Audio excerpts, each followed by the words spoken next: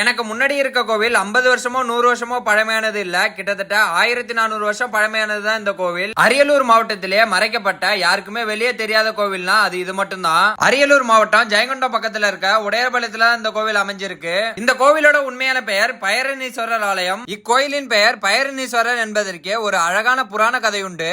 ஒரு காலத்தில் ஒரு வணிகன் மிளகு எடுத்து கொண்டு வரும்போது வரி வசூலாளர் கேட்டபோது தவறாக பயர் என்று சொல்லிவிட்டான். அதிசயமாக அந்த மிளகு உண்மையிலேயே பயராக மாறிவிட்டது. அதிர்ச்சி அடைந்த அந்த வணிகன் இங்கிருந்த சிவபெருமானிடம் பிரார்த்தனை செய்தான். உடனே அந்த பயிர் மீண்டும் மிளகாக மாறியது. அந்த அதிசயத்திற்காக இங்குள்ள சிவபெருமான் பைரனீஸ்வரர் என்று பெயர் பெற்றார். இந்த கோவிலானது சோழ காலத்தில் கட்டப்பட்டதாக கருதப்படுகிறது. இந்த கோவிலோட முகப்பு கோபுரமானது 7 அடுக்குகளுடன் அழகான சிற்பங்களோடு அமைந்துள்ளது.